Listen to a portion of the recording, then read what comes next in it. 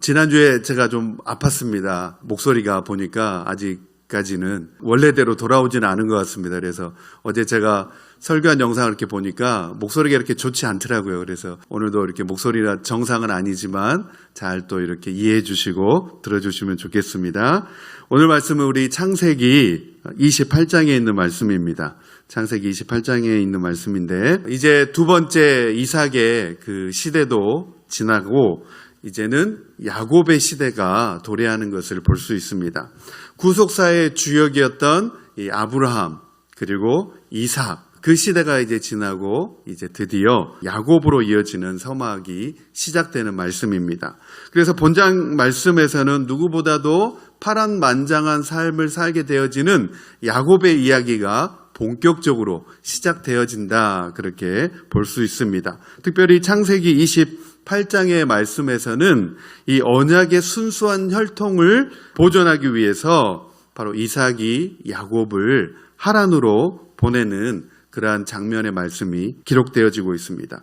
그리고 하란으로 가던 야곱이 베델에서 하나님을 만나고 아브라함과 또 이삭에게 주셨던 그 축복의 말씀을 재확인받는 그러한 사건이 기록되어져 있습니다. 바로 이것은 야곱이 언약의 이 정통성을 물려받았다고 하는 사실을 다시 한번 강조해주는 장면이 바로 그 장면입니다. 그러면 우리 창세기 28장 우리 10절 말씀부터 차근차근 우리 살펴보도록 하겠습니다. 10절 말씀 다 함께 읽겠습니다. 시작. 야곱이 브엘세바에서 떠나 하란으로 향하여 가더니. 아멘. 네, 야곱이 브엘세바에서 떠났다 그렇게 말하고 있습니다. 이 브엘세바는 바로 이삭, 야곱의 아버지 이삭이 이제 우물 싸움 하는 가운데서 정착해서 비로소 살았던 곳이 이 브엘세바라고 하는 지역입니다. 그래서 이스라엘 지도를 펼쳐놓고 보면 이 브엘세바는 어디에 있냐면 가나안 가장 밑에 남동부 네겝이라고 하는 남방이라고 하는 그 바로 위에 브엘세바라고 하는 지역이 있습니다. 그리고 옆에는 무엇이냐면 사해바다가 있는데 사해바다의 남서부 쪽에 위치한 곳이 이 브엘세바 지역입니다. 그러니까 바단 아람으로 가기 위해서는 이 남동부에서 쭉 북쪽으로 계속해서 이제 올라와야 되는 그런 위치입니다. 그래서 이 브엘세바에서 떠났다 그렇게 말합니다. 떠나라고 하는 이 동사는 어떤 동사냐면 밖으로 나가다라는 동사입니다. 브엘세바에 살고 있던 자기 집에서 이제 밖으로 이제 나가게 되는 건데 이 동사가 사역형 동사로 사용되어지고 있습니다. 우리가 영어에서도 보면 사역 동사라고 하는 동사가 있죠. 그 동사가 무엇입니까? make, 그죠? 만들다, 또 have, 가지다. 그런 동사들이 이제 사역 동사, 어떤 일을 시키게 만드는, 일을 하게 만드는 그런 동사를 사역 동사라고 하는데 이 본문에 쓰여지고 있는 떠나라고 하는 동사가 바로 사역 동사로 이렇게 쓰여져 있는데 이 동사가 사역 동사로 쓰여지면 의미가 굉장히 영적인 의미로 이게 해석이 되어지는 단어입니다. 주로 이제 이스라엘 백성들이 이집트에서 종살이 하다가 떠나게 되죠. 탈출하게 되죠. 그때에 사용되어지는 동사도 이 떠나라고 하는 사역 동사입니다. 그렇기 때문에 어떤 출애굽 역사와 같은 큰 탈출 사건이나 그리고 유대 백성이 바벨론에서 이제 포로 생활로부터 돌아오는 떠나서 다시 자기의 고국으로 돌아오는 그런 어떤 의미를 가지고 있는 그런 단어들을 사용할 때 사역 동사를 사용하게 되어진다는 것입니다. 그렇게 볼 때에 이 야곱이 브엘세바를 떠난다고 하는 것은 어떻게 보면 큰 하나님의 그 구원 역사와 하나님의 그 계획하심 속에서 이루어지고 있다는 것을 우리가 간접적으로 생각해 볼 수가 있다는 것입니다. 우리 다음으로 우리 11절 말씀입니다. 11절 말씀 같이 읽겠습니다. 시작. 한 곳에 이르러는 해가 진지라 거기서 유숙하려고 그곳에 한돌을 가져다가 베개로 삼고 거기 누워 자더니. 아멘. 네, 한 곳에 이르러는 그랬습니다. 그곳이 어떤 곳인지는 아직 말해주지 않고 있습니다. 다른 번역에서는 어떤 곳에 이르렀을 때에 이렇게 번역되어져 있는데 우리는 이 어떤 곳이 어디라는 것을 19절 말씀에서 이미 우리는 알고 있습니다. 그런데 오늘 이 11절 말씀에서는 그곳이 어떤 곳이라고만 아직 밝혀주지는 않고 있습니다. 그런데 그곳은 어디냐면 19절 말씀에 보면 루스라고 말하고 있습니다. 루스. 그런데 이곳에서 이제 야곱이 하나님을 만나고 경험함으로 말미암아서 이곳의 이름을 바꾸게 되죠. 그곳의 이름을 뭐라고 바꾸게 되냐면 베델이다 그렇게 바꾸게 되죠. 하나님을 만나고 야곱이 비로소 그곳에서 하나님 경험을 하게 됨으로 인하여서 베델이라고 하는 하나님의 집이다라고 하는 더 어떤 영적인 의미를 그곳에 부여해 주게 됩니다. 그래서 원래 땅의 이름이 루스였는데 그곳을 베델이라고 이름을 바꾸는 그 가운데 있어서 야곱에게 있어서는 그 지역이 굉장히 중요한 지역으로서 다가왔다는 것이죠. 그곳에 이르렀을 때에 그렇게 나옵니다. 이르렀을 때라고 하는 그 동사의 원형은 만나다, 중재하다 그런 단어를 가지고 있습니다. 이 단어 자체가 벌써 중요한 의미를 가지고 있는 것이죠. 그곳에서 벌써 하나님을 만나게 되었기 때문에 이 지역에 이르렀을 때에 야곱은 이미 하나님을 만나게 되어질 그 계획하심 가운데 들어 있었다는 것입니다. 하나님은 이미 그곳에서 야곱을 만나 주려고 하는 계획을 가지고 계셨다는 것입니다. 그래서 이 말씀 가운데 이미 하나님의 계획하심이 다 들어 있습니다. 야곱이 이곳에 이르렀을 때 나는 야곱을 만나야 되겠다. 야곱을 만나서 쫓겨가는 야곱을 만나서 그에게 소망을 주는 언약의 말씀을 주는 그 말씀을 주어야 되겠다. 그런 하나님의 계획하심이 바로 이 동사 가운데 다 고스란히 들어있다는 것입니다. 그리고 이 야곱이 출발한 브엘세바에서부터 루스라고 하는 이 지역의 거리는 약 85km 정도 되는 거리입니다. 이것을 마일로 환산하면 약 52마일 정도 됩니다. 상당히 먼 거리죠. 그렇죠? 걸어가기에는 상당히 먼 거리입니다. 그래서 야곱이 하루 만에 이 거리를 갔다고는 볼 수 없습니다. 우리가 걸어서 하루 만에 갈 수 있는 거리가 그렇게 많지는 않습니다. 그래서 제가 아침에 내비게이션 켜가지고 52마일이 얼마나 되나 이렇게 이제 찾아봤는데 LA 다운타운에서 얼바인까지가 약 40마일 정도 되더라고요. 그러니까 52마일이면 얼바인보다 더 가야 되는 거리입니다. 그것을 하루 만에 갈 수 있다는 것은 어지간해서는 힘들 것 같습니다. 허경영 후보 아니면 힘들 것 같습니다. 축진법으로 막 가더라도 하루 만에 가기는 힘들 것 같습니다. 허경영 후보가 막 자기가 축진법 할 수 있다고 막 말하는데 제가 보니까 못 하더라고요. 네, 그래서 이 52마일이라고 하는 것은 약 한 3일 정도 가야 되는 그런 거리로 이렇게 이야기가 됩니다. 그래서 여러 날 걸려서 브엘세바에서 이 루스에 야곱이 도착하게 되었다. 그곳에서 야곱은 하룻밤을 유숙하게 되었다. 그렇게 말합니다. 이 묵다라는 뜻으로 이제 길 가던 나그네가 자기의 겉옷을 펼치고 온 밤을 지내는 것을 유숙이라고 합니다. 그래서 우리가 성탄절에 보는 영화에 보면 요셉과 마리아도 보면 호적하러 갈 때에 갈릴리에서 베들레헴으로 갈 때에 길거리에서 유숙하는 장면이 나옵니다. 그래서 아무것도 없습니다. 그냥 사막 한가운데에서 자기가 가지고 있는 겉옷을 펼치고 그냥 그곳에서 밤을 맞아서 하늘의 별을 이불 삼아서 그냥 자는 겁니다. 그것처럼 야곱이 그냥 아무 길거리에 그냥 아무것도 없는 그 길 가운데에서 마치 노숙자처럼 자기가 가지고 있던 겉옷을 펼치고 몸을 둘러싸고 그냥 잠을 자는 것입니다. 근데 이 장면이 제가 오늘 말씀을 준비하면서 저에게 너무나 큰 은혜가 되었습니다. 이 장면을 머릿속에 연상하면서 야곱의 모습이 얼마나 처량합니까? 이렇게 처량할 수도 없습니다. 그렇죠? 자기 아버지 이삭은 거부고 부자고 자기 아버지 집에 머물러 있으면 정말 이런 초라한 신세가 될 수 없죠. 귀한 아들로서 이 야곱이 오냐오냐 하면서 엄마 품 안에서 이렇게 자랐지 않습니까? 좋은 음식 먹고 좋은 집에서 지내던 야곱이 어쩌다가 이 광야 한가운데에서 이렇게 처량한 신세가 돼서 마치 노숙자처럼 길거리에서 이렇게 잠을 청해야 되는 신세가 되었을까 이렇게 생각하면서 저에게 주시는 잔잔한 감동이 밀려왔습니다. 그것은 무엇이냐면 마치 우리의 성도의 삶이 그러한 삶이라는 것이죠.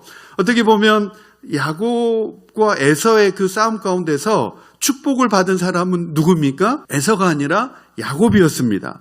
근데 축복을 받지 못한 에서는 이삭의 집에서 그냥 그렇게 편하게 물질의 그런 복을 누리면서 그냥 있는 반면에 야곱은 낯선 땅에서 나그네 길을 걷고 있는 이 모습을 바라보면서 이것이 결국 우리의 성도의 삶이 아닌가 그런 생각을 해보게 되었습니다. 축복을 이미 받았지만 축복을 받았다고 해서 그 삶이 평탄하고 복을 누리면서 편안한 삶이 아니었다는 것이죠. 축복은 받았지만 그로 인하여서 고난의 삶이 시작이 되었다는 겁니다. 마찬가지로 우리의 성도의 삶도 하나님의 언약을 받고 하나님의 복을 받았지만 사명의 자리로 나아가야 되는 고난과 수고가 우리에게 뒤따르더라는 것입니다.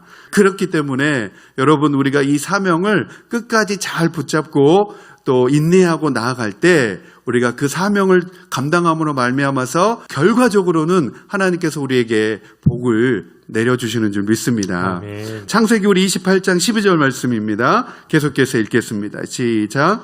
꿈에 본즉 사닥다리가 땅 위에 서 있는데 그 꼭대기가 하늘에 닿았고 또 본즉 하나님의 사자들이 그 위에서 오르락 내리락 하고. 아멘. 이제 너무나 중요한 사건이 이곳에서 일어나게 됩니다.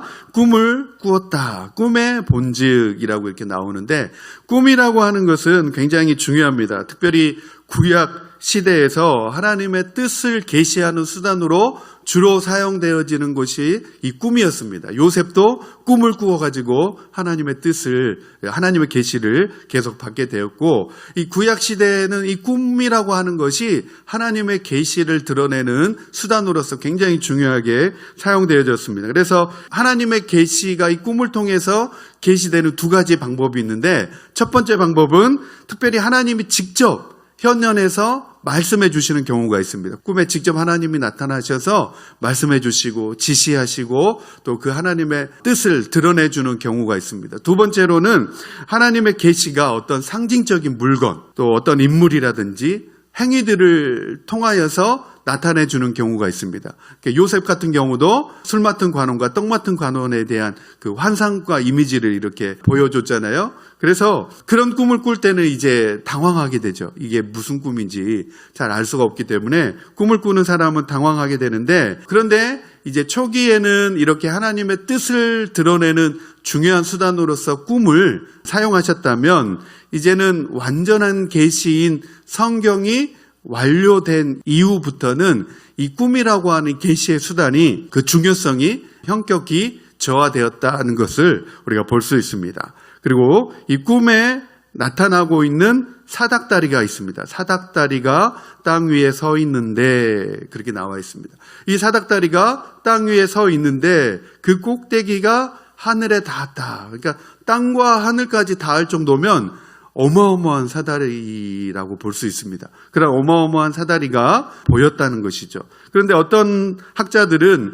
이 사닥다리를 가리켜서 그곳에 계단이 있었다. 그래서 마치 이제 성경에 나오는 지구라트를 연상시키는 그런 건물로서 이렇게 표현하기도 하지만, 그러나 이 계단이라고 하는 단어와 사다리라고 하는 단어를 성경에서 분명히 구분해서 사용하고 있다는 것입니다. 그렇기 때문에 이 사다리를 그렇게 지구라트처럼 계단으로 보는 것에는 약간 무리가 있다. 그리고 이미 성경에서는 이 사다리라고 하는 이 단어를 원래부터 많이 그 전부터 이렇게 기록하고 있기 때문에 이것은 사다리로 그냥 번역하는 것, 또 이해하는 것, 그 그림으로 보는 것이 올바르다라고 그렇게 볼 수 있습니다. 또 이 장면을 가지고 예수님께서는 신약시대에 그렇게 말씀하고 있습니다. 우리 요한복음 1장 51절 말씀인데 같이 한번 읽겠습니다. 시작. 또 이르시되 진실로 진실로 너희에게 이르노니 하늘이 열리고 하나님의 사자들이 인자 위에 오르락 내리락 하는 것을 보리라 하시니라. 아멘. 그래서 이 사닥다리는 결과적으로 어떤 의미를 가지고 있냐면 신약시대에 오실 예수님을 또 의미하고 있다. 그렇게 우리가 영적으로 해석하는 것이 더 올바르다라고 할 수 있습니다. 왜냐하면 땅에서부터 하늘에까지 연결되어지고 있는 이 사다리의 의미가 결국은 무슨 의미겠느냐라고 생각해 볼 때에 결국은 땅과 하늘을 연결해주는 중보자로서의 그 통로의 의미를 가지고 있기 때문에 예수님께서도 요한복음에서 그것이 바로 자신을 의미하고 있는 것이다 라고 그렇게 인용해서 말씀하셨지 않느냐 그렇게 생각해 볼 수 있습니다. 결과적으로 이 사닥다리가 가지고 있는 의미는 예수님의 이 말씀을 토대로 해서 결과적으로는 어떤 중보적인 의미, 땅과 하늘을 연결하는 중보적인 의미로서 생각해 볼 수 있다는 것입니다. 그리고 그 사닥다리 가운데에 나타나고 있는 것은 하나님의 사자라고 하는 단어입니다. 하나님의 사자. 히브리어 단어로는 말라케 엘로힘이라고 한 단어인데 엘로힘이라는 단어는 우리가 잘 알고 있습니다. 하나님이라고 하는 의미고 이 말라케라고 하는 단어가 복수형으로 사용되어지고 있다는 겁니다. 단수가 아니라 복수형으로 사용되어지고 있는데 이것을 종합해서 번역을 해보면 하나님의 사자들 이렇게 번역이 되는 거죠. 하나님의 천사들 이렇게. 그래서 많은 하나님의 그 천사의 무리를 가리키고 있다 그렇게 볼 수 있습니다. 그래서 이 성경에 보면 천사의 수는 굉장히 많습니다. 천사들의 또한 임무는 메시지를 전달하고 또 하나님의 심판을 수행하기도 하고 어떤 때는 구원하기도 하고 어떤 때는 수호 천사로서 보호하는 일을 하기도 하고 그래서 이 천사들이 하는 일은 굉장히 많았습니다. 특별히 하나님을 대행하는 그런 모든 일들을 수행할 때에 이 천사들이 그 일들을 감당했다는 것을 볼 수 있습니다. 그래서 마찬가지로 천사들이 오르락 내리락 하고 있는 그 모습 속에서 그 장면 속에서 결국은 야곱은 하나님의 중요한 언약과 약속을 재확인하게 되어지는데 이 사자들이 사닥다리를 오르락 내리락 하는 그것을 보면서 결국은 하나님의 임재에 따른 영광이 그곳에 있다. 그리고 택한 백성들의 간구를 하나님께 올려가고 있다. 천사들이 우리의 기도와 간구를 하나님 앞으로 가져간다, 올라간다. 그런 의미를 가지고 있고 하나님의 도우심과 보호하심이 사람들 속에 내려다주는 이 천사들을 통하여서 표현되어지고 있다. 그렇게 말할 수도 있습니다. 특별히 우리 종교개혁을 일으켰던 칼빈은 이것을 가지고 어떻게 해석을 했냐면 그리스도의 중보 사역이다 그렇게 말씀하였다는 것이죠. 굉장히 중요한 의미를 가지고 있는데 우리가 교회 나와서 또 새벽 기도 가운데 또 예배드리고 기도할 때 우리의 예배를 받으시고 우리의 기도를 받아가는 그 역할을 누가 하고 있느냐? 바로 천사가 하고 있다 볼 수도 있는 것이죠. 특별히 요한계시록에서는 그 장면들을 잘 또 이렇게 설명해 주고 있습니다.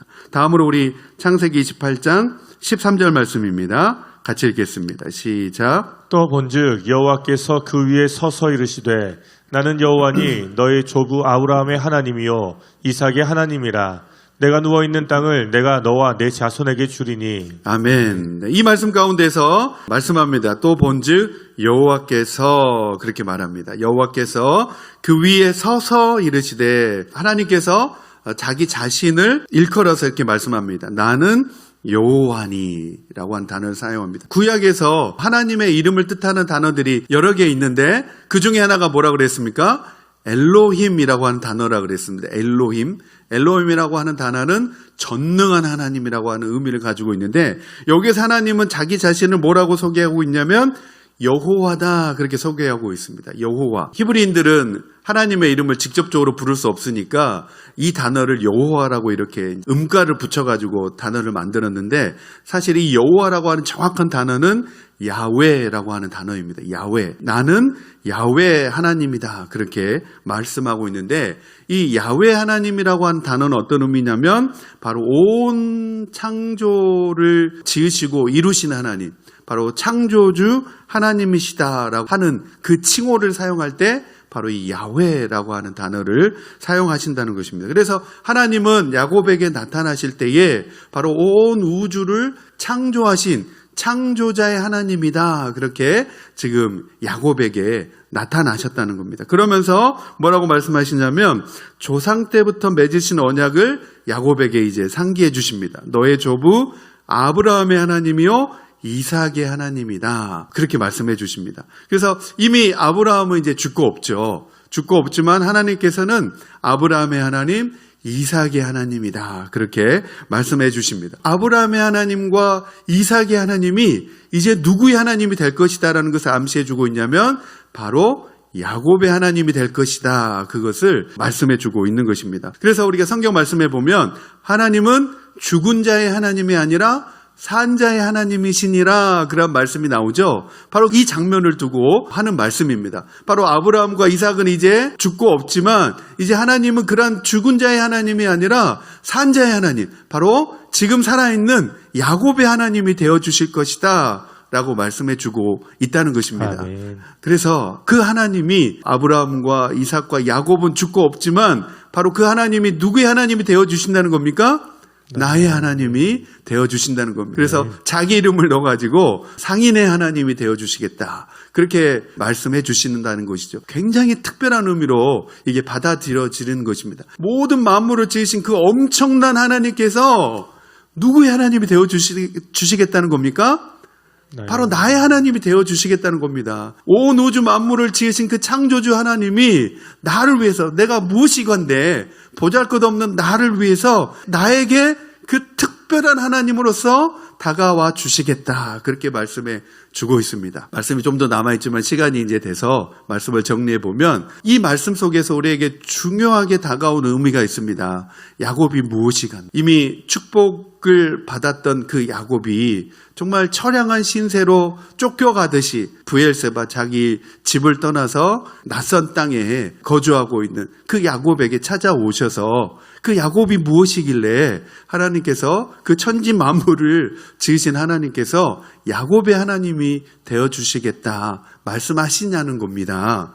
마찬가지로 이 말씀이 오늘 우리에게도 다가오는 영적인 의미가 있는데 바로 보잘것없다고 생각되어지는 우리라고 하더라도 하나님은 나에게 특별한 하나님으로 다가오셔서 우리가 성도의 삶을 살아가고 있는 이 땅에서 힘들고 어렵고 또 고난 가운데 수고 가운데 살아가고 있는 우리의 하나님이 되어주셔서 오늘도 우리를 눈동자처럼 지켜 보호하여 주신다라고 하는 사실입니다. 아멘. 그리고 그 언약이 온전히 이루어질 수 있도록 우리도 아브라함과 이삭과 야곱의 언약을 물려받은 후손으로서 하나님이 변함없이 우리와 동행하여 주시고 그 언약의 복이 이루어지고 성취될 수 있도록 우리와 여전히 함께하여 주시겠다. 그렇게 말씀해 주시고 있는 것입니다. 아멘. 특별히 예수님께서는 이 사실을 우리에게 뭐라고 강조하셨냐면 바로 성령을 통하여서 세상 끝날까지 너희와 항상 함께 있겠다. 그렇게 말씀해 주고 계시다는 사실입니다. 여러분, 우리가 성도로서 살아갈 때에 이미 우리가 하나님의 그 언약과 복을 다 받았습니다.